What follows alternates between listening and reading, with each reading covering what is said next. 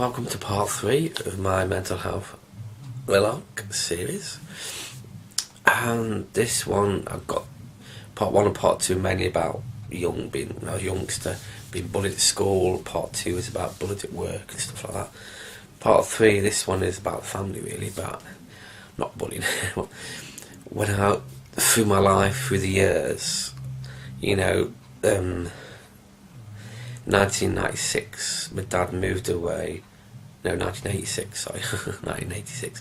My dad moved out of Stafford and into the countryside, but I couldn't live there because I couldn't get to the YTS course and YTS and that kind of stuff. So I lived with my grandparents, but Dad still came to visit at weekends.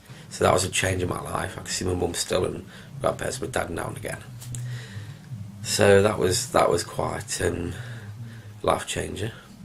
But then my mum goes, and in 1995 or 1994, she met this Scottish bloke, and she moved up to Scotland. So my mum moved away from me, away from Stafford. So that's my first family moving away. And generally through the years, my granddad passed away. There was after me and my gran, and then I still kept seeing my dad once every few weeks, maybe once a month. I'd went to see my mum in Scotland for a few weeks every year.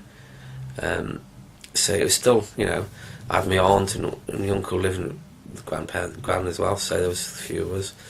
But then my aunt goes to live in Ireland. So that's another one, family member.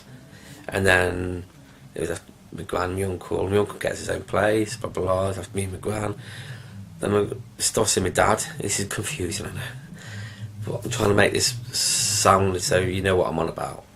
And then, because my gran passes away, and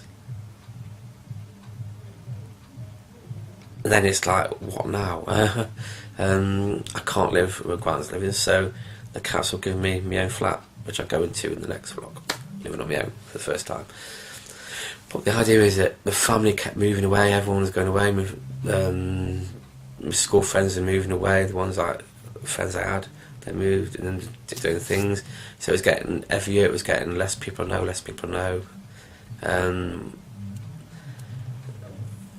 So I was still also going to see my mum before my gran passed away, but then my mum, I stopped going to Scotland. My mum kept visiting me when she had time. My dad visited me still, so I still see my dad, my uncle and that lot. But it's just that family, when you grow up, I don't know who's watching this, if you're young or old, but you'll notice this, that family do, if you've got a big family now, they will meet partners or whatever, and move on and things like that. And it's that messes with your mind, quite badly, because you're thinking you do something wrong, even though you haven't, you still blame yourself, kind of thing,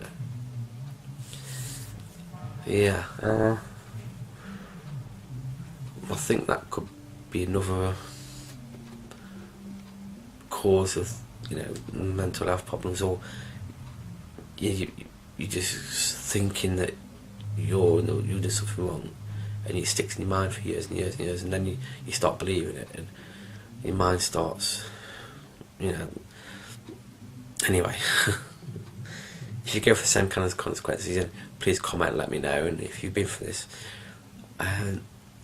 So this is the end of part 3. Part 4 will be about living on my own and how I'm coping with that. Yeah, that's definitely another story.